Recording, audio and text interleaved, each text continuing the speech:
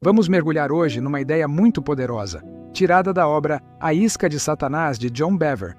É uma metáfora para uma luta que todo mundo enfrenta e que, uma vez que a gente entende, pode mudar completamente a forma como lidamos com mágoas e conflitos na vida.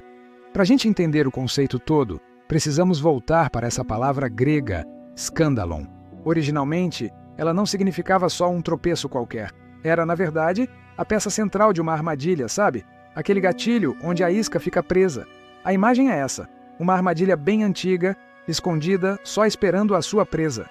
Então a pergunta óbvia é: se existe uma armadilha espiritual, psicológica, tão bem montada assim, que isca seria tão, mas tão irresistível, a ponto de fazer a gente cair nela tantas vezes? E aqui vem a grande revelação da fonte. A isca é a própria ofensa. Aquele sentimento de ter sido injustiçado, ferido, traído. A ferida em si é o que nos atrai para dentro da armadilha. Então, na nossa análise de hoje, a gente vai seguir esse roteiro. Primeiro vamos entender a armadilha oculta, depois vamos ver o fruto amargo que ela gera. A gente passa pelo teste final, descobre o caminho para a liberdade e, por fim, os dois destinos que essa escolha cria. Vamos começar pelo começo. A premissa central aqui é que ser ofendido, bom, isso é inevitável, faz parte da vida. A grande questão não é se alguém vai nos ferir, mas o que a gente vai fazer quando isso acontecer. A fonte usa muito essa passagem para deixar claro.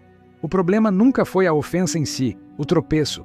O perigo de verdade, a armadilha, está em escolher permanecer ofendido. É essa decisão que nos aprisiona. E o que acontece quando a gente morde a isca? Bem, aí a coisa complica.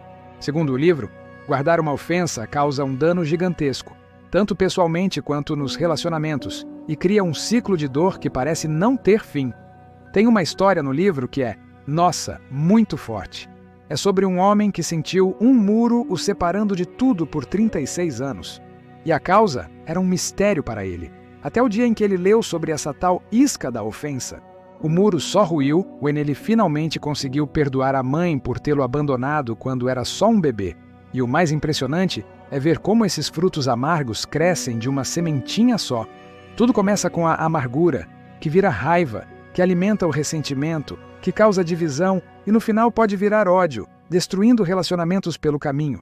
É uma progressão bem venenosa.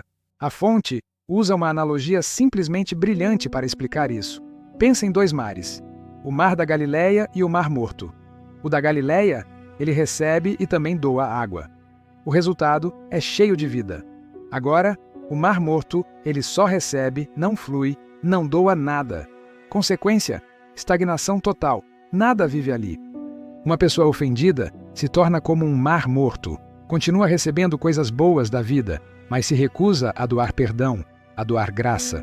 O resultado é um lugar onde a vida não consegue florescer. Agora, a gente entra em dois exemplos que o livro traz para ilustrar as diferentes reações a feridas muito, muito profundas e injustas. São histórias que realmente testam os limites do perdão. Primeiro, a jornada de José. Ele recebe uma promessa incrível de futuro, mas logo em seguida sofre a pior traição imaginável pela própria família. É vendido como escravo, depois acusado injustamente e jogado na prisão, um poço sem fundo.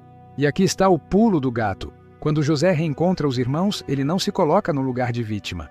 Ele escolhe ver um propósito maior por trás de todo aquele sofrimento.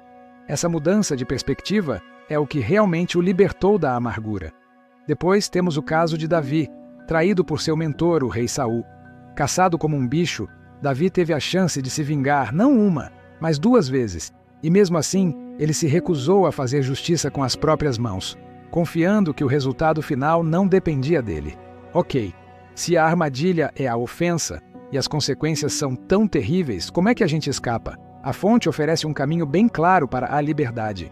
O primeiro e maior obstáculo, segundo o livro, é o orgulho.